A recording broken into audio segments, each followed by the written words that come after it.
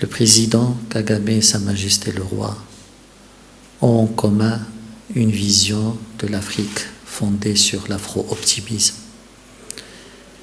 Les deux chefs d'État partagent la vision d'une Afrique qui doit se faire confiance, une Afrique qui doit régler elle-même ses problèmes, une Afrique qui doit de manière décomplexée imposer ses vues au niveau régional et international dans les domaines politiques, économiques et sociaux. Les deux chefs d'État également partagent la même vision par rapport aux valeurs de la coopération sud-sud. Et ce qui a été réalisé depuis 2016 donne un modèle fructueux de coopération sud-sud entre deux pays africains qui appartiennent à deux aires géographiques différentes de l'Afrique, mais qui, grâce à cette impulsion des deux chefs d'État, grâce au sérieux et à la crédibilité des actions menées, peuvent aujourd'hui présenter de nombreuses histoires réussies dans le domaine du partenariat économique.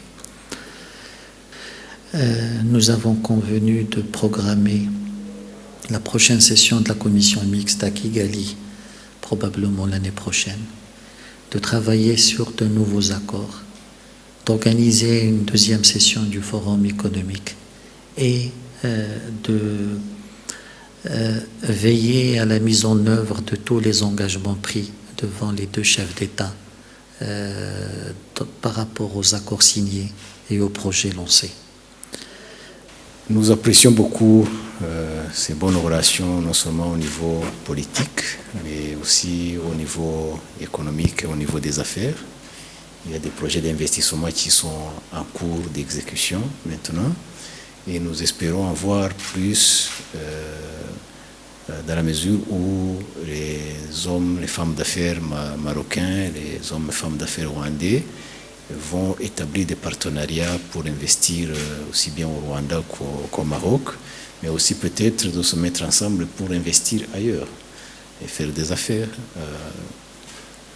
pas seulement dans les deux pays, mais dans la région ici, dans notre région de l'Afrique de l'Est et de l'Afrique centrale.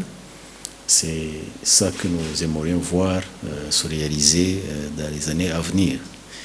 Et je voudrais ici souligner ici encore une fois l'engagement du Rwanda, du gouvernement rwandais, à travailler toujours de concert avec le Maroc au niveau des instances internationales pour les questions d'intérêt régional ou d'intérêt global.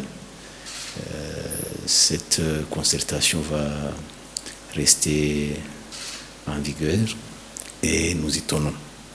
Je voudrais à cette occasion remercier aussi le gouvernement marocain pour le soutien qu'il a accordé au Rwanda, différentes reprises, soit à travers de l'Union africaine ou bien des Nations unies ou des autres organisations internationales. Et nous allons encourager toujours cette concertation pour adopter des positions communes dans ces instances. Nous allons continuer à œuvrer pour une coopération dynamique et qui va aussi, qui va aller dans l'intérêt des deux peuples et qui va aller au-delà des discours, mais qu'on va, dans les prochains jours, voir des réalisations concrètes sur le terrain et dans l'intérêt de nos deux peuples. Je vous remercie.